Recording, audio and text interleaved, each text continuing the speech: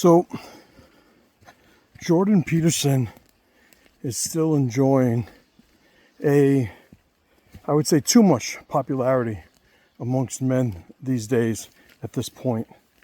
I've expressed in the past an appreciation for a lot of his work on a lot of different topics. He stood strong on the whole tranny thing, the whole, forced speech, whatever, although he seems to have gone back on that somewhat of late. But the bigger point here is, when I started calling, admittedly in jest, Jordan Peterson the most miserable man on the internet, and then doubled and tripled down when he had his benzo addiction issues because he was scared about his wife, being terminally ill. And I talked about all the fragilities that exposed and all the inconsistencies, unless you just want to, write him off as somebody who is describing a way of life he has absolutely no dedication to maintaining himself. If that's the case, then so be it. We could just stop there. But, I think the pushback that I get from people mostly, and some people are just, Jordan Peterson sycophants. And, I'm, recruit, don't convert, right? I'm not here to explain to you in any way that convinces you that I'm going to be more right than him, especially if you have some sort of history with him, right? There's been plenty of people who have not only expressed outwardly, openly, publicly, but also to me directly on this topic that, I was lost, I was going down a bad path, and Jordan Peterson's work saved my life. Listen, in my own systems and models of how I think a man should live, there's a concept of the reachable rung. And if Jordan Peterson is the person that you had to follow and read and listen to in order for you to get back on track and get back on mission, then so be it.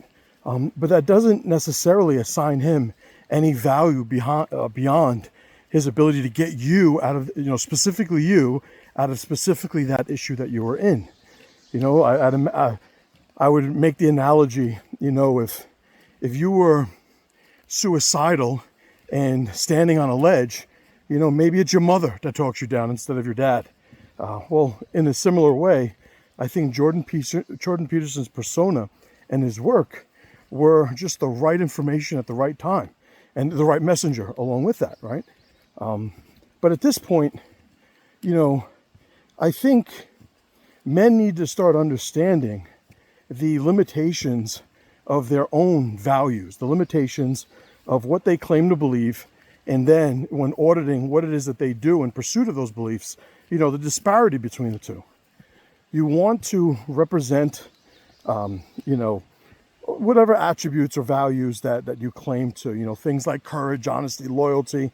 We can go beyond that. But again, if we don't have any means by which we audit our life and the actual pursuit of those things, are we not just fans of the values that we claim to represent, right? The same way you'll see a guy, you go on a train, you'll see a guy with a New York Knicks jersey, and he's a fucking 5'2" Mexican guy, with a Patrick Ewing jersey on and what have you.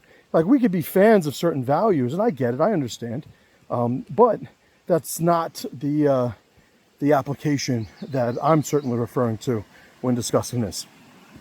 I think that guys like Jordan Peterson have value. I think there is some actual genuine intent behind what they're doing, but I think that they're flawed beyond redemption when it comes to the potential for them and their alliance, as some sort of transcendent ally in the development or the pursuit of you becoming who you are.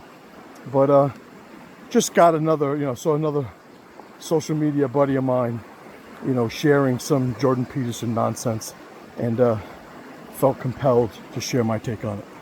See you guys soon.